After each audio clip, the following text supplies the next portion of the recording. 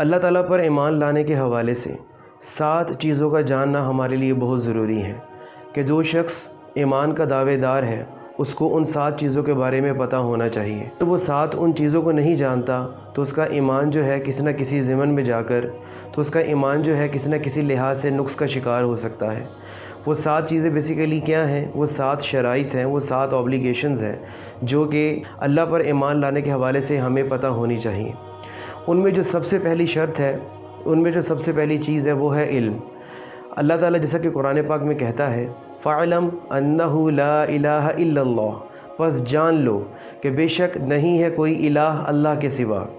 اب اللہ تعالیٰ نے لا الہ الا اللہ کے ساتھ یہ ایک کنڈیشن رکھ دی ہے کہ پس جان لو، کہ تمہیں اس چیز کے بارے میں علم ہونا چاہیے کہ کس الہ کی تم نے نفی کرنی ہے اور کس الہ پر تم نے ایمان لانا ہے۔ یعنی کہ اللہ تعالیٰ کی وہ صفات یا وہ افعال جو ہم نے اللہ کے ساتھ منسوب کرنے ہیں اور جن پر ایمان لانا ہے،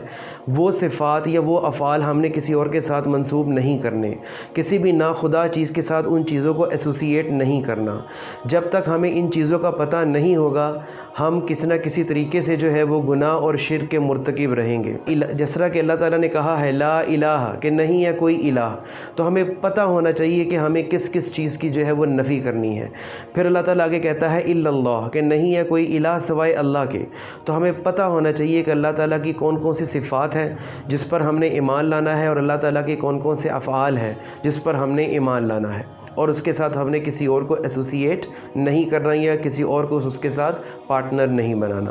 یہ تو تھی پہلی شرط۔ اب ہم دوسری شرط کی بات کرتے ہیں ایمان باللہ کے حوالے سے،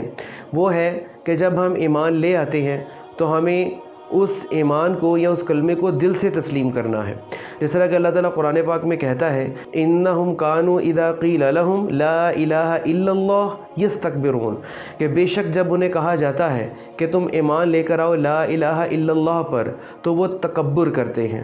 تو جب جو شخص ایمان کا دعوے دار ہے اس کے دل میں کسی قسم کا تکبر جو ہے وہ نہیں ہونا چاہیے۔ ایسا ہرگز نہ ہو کہ وہ زبان سے تو اقرار کر رہا ہے کلمے کا لا الہ الا اللہ کا، لیکن اللہ تعالیٰ کے جو احکامات ہیں، اللہ تعالیٰ کی جو تعلیمات ہیں یا اللہ تعالیٰ کی جو حدود ہیں اس کو وہ بالکل بھی فالو نہیں کر رہا، یا اللہ تعالیٰ کے جو حلال کردہ چیزیں ہیں، حرام کردہ چیزیں ہیں، نہ ان کو حلال سمجھ رہا ہے نہ ہی ان کو حرام سمجھ رہا ہے، تو یہ ایمان بھی جو ہے لا الہ الا اللہ، یہ ایمان بھی کسی کام کا نہیں ہے۔ تیسری جو کنڈیشن ہے، تیسری جو شرط ہے لا ایمان باللہ کے حوالے سے، وہ ہے یقین۔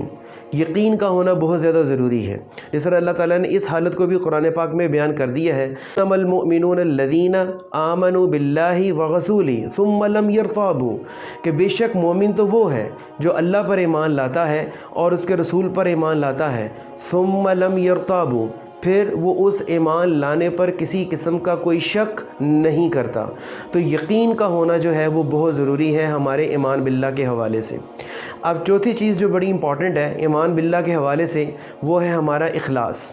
ہمیں علم ہو گیا، ہم نے دل سے تسلیم کر لیا اور ہم نے اس پر یقین کر لیا، لیکن ابھی بھی اخلاص جو ہے وہ باقی ہے۔ اخلاص کا ہونا، خلوص کا ہونا وہ بہت زیادہ ضروری ہے۔ اس کے بارے میں بھی اللہ تعالیٰ جو ہے وہ قرآن پاک میں ہماری توجہ دلواتا ہے۔ قرآن پاک میں اللہ تعالیٰ کہتا ہے وَمَا أُمِرُوا إِلَّا لِيَعْبُدُوا اللَّهَ مُخْلِصِينَ لَهُ الدِّينَ، اور نہیں ان کو حکم دیا گیا کہ وہ اللہ کی عبادت کرے خالص اسی کی کر کے، یعنی کہ جو دین ہم نے اختیار کیا ہے، یہ جو دین اسلام میں آنے کا جو دعوے دار ہے، اگر وہ دعویٰ کرتا ہے تو اس کے اوپر یہ لازمی ہے، اوبلیگیٹری ہے کہ اس نے اس دین کو اور اس دین میں اللہ کی عبادت کو خالص اللہ کے ساتھ منسوب کر کے کرنا ہے۔ اس عبادت کے اندر کسی اور کا ذرہ برابر بھی شائبہ نہیں ہونا چاہیے، شک نہیں ہونا چاہیے، کسی بھی قسم کی کوئی ملاوٹ جو ہے وہ اس ایمان کے اندر نہیں ہونی چاہیے۔ اس کے بعد اللہ تعالیٰ جو ہے وہ 5ویں جو چیز ہمارے سامنے رکھتا ہے ایمان باللہ کے حوالے سے، وہ ہے صدق، وہ ہے سچائی، کہ آخر یہ جو دعوے دار ہے، یہ جو اخلاص کی بات کرتا ہے، وہ اپنے ایمان میں کتنا سچا ہے۔ اب اس کی ایمان میں کتنی سچائی ہے یہ تو آزمائش کے بغیر ممکن ہی نہیں ہے۔ جب تک اس کے اوپر کوئی آزمائش نہیں آئے گی، جب تک اس کے اوپر کوئی مصیبت نہیں آئے گی، جب تک اس کو آزمایا نہیں جائے گا، چاہے خوف کے عالم میں اس کو آزمایا جائے، چاہے مفلسی کے عالم میں اس کو آزمایا جائے، چاہے خوشحالی کے عالم میں اس کو آزمایا جائے، یا کسی قسم کا نقصان دے کر اس کو آزمایا جائے، جب تک اس کی آزمائش نہیں آئے گی تو اس کا جو اخلاص ہے وہ سامنے نہیں آئے گا۔ اس کے بارے میں اللہ تعالیٰ نے واضح طور پر قرآن پاک میں کہا ہے فَلْيَعْلَمَنَّ اللَّهُ الَّذِينَ صَدَقُوا وَلِيَعْلَمَنَّ الْكَاذِبِينَ کہ پس اللہ جان تو لے کہ تم میں سے ایمان میں سچا کون ہے اور تم میں سے ایمان میں جھوٹا کون ہے، کیونکہ اس چیز کا پتہ ہی تب چلے گا جب وہ اس ایک ٹرائل پوزیشن میں جائے گا۔ اس کے بعد چھٹی چیز یا چھٹی کنڈیشن جو ہے یا جو اوبلیگیشن جو ہے وہ ایمان کے حوالے سے وہ بنتی ہے محبت، کہ جب تک محبت نہ ہو تو باقی ساری چیزیں جو ہیں وہ بیکار ہو جاتی ہیں۔ اس کے بارے میں بھی اللہ تعالیٰ نے قرآن پاک میں واضح کہا ہے وَالَّذِينَ آمَنُوا أَشَدُّ حُبًّا لِلَّهِ کہ جو ایمان والے ہیں، جو اللہ پر ایمان رکھتے ہیں، اللہ کے حوالے سے وہ تقوی اختیار کرتے ہیں، یا وہ اپنے ایمان میں اخلاص رکھتے ہیں، یا وہ اپنے ایمان کو دل سے تسلیم کرتے ہیں، یہ وہ مومنین ہیں والذین آمنوا اشد حبا للہ کہ اللہ تعالیٰ سے وہ بے تحاشا محبت کرتے ہیں، کہ جب موقع بھی ملے تو اپنی سب سے قیمتی چیز یعنی کہ جان وہ اس کے ساتھ بھی جہاد کرنے پر تیار ہو جاتے ہیں۔ اور یہ وہ مقام ہوتا ہے ایمان والے کا کہ اس سے بڑھ کر اس کی زندگی میں کوئی اور لمحہ نہیں ہوتا، یعنی کہ وہ اس لمحے کو، اس موقع کو گولڈن اپرچونٹی سمجھتا ہے کہ وہ اپنے سب سے قیمتی چیز اللہ کی راہ میں قربان کرنے کے لیے تیار ہو جاتا ہے، یعنی کہ اپنی زندگی۔ اور زندگی سے بڑھ کر اگر دیکھا جائے اس دنیا کی زندگی میں تو زندگی سے بڑھ کر کوئی اور قیمتی چیز نہیں ہوتی، اور وہ اس قیمتی چیز کو بھی اللہ کی امانت سمجھ کر اس کو جو ہے وہ واپس کر دیتا ہے، یعنی کہ پھر وہ اللہ کی راہ میں شہید ہو جاتا ہے۔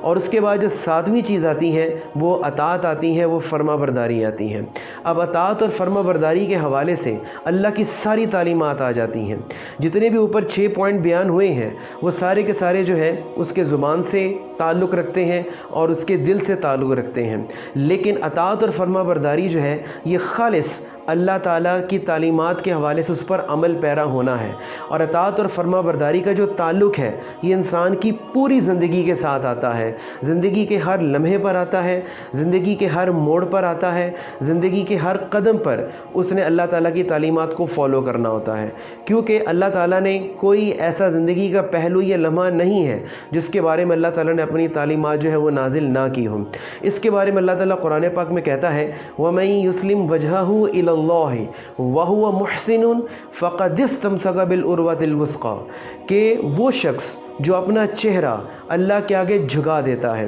یعنی کہ ایسا شخص جو اللہ تعالیٰ کے احکامات کے آگے اپنی خواہشات کو سر تسلیم خم کر دیتا ہے، وَهُوَ مُحْسِنٌ تو اس سے بڑا نیک کوئی نہیں ہے، تو وہ شخص جو ہے وہ انڈائریکٹلی اپنی ذات کے اوپر احسان کر رہا ہے اللہ کا مقرب بندہ بن کر۔ مزید اللہ تعالیٰ نے آگے کیا بولا فَقَدِ اسْتَمْسَكَ بِالْعُرْوَةِ الْوُثْقَىٰ تو یوں سمجھو اس نے ایک مضبوط سہارا جو ہے وہ تھام لیا ہے، اور وہ مضبوط سہارا جو ہے وہ اللہ تعالیٰ کی ذات ہے۔ لیکن یہ تب تھامے گا، یعنی کہ جب اللہ تعالیٰ شخص کو تب تھامے گا جب انسان اس کو ماننے والا، ایمان کا دعوے دار، جب ہر لحاظ سے اللہ تعالیٰ کے آگے سر تسلیمی خم کرے گا، اس کی اطاعت کرے گا اور اس کی فرما برداری کرے گا۔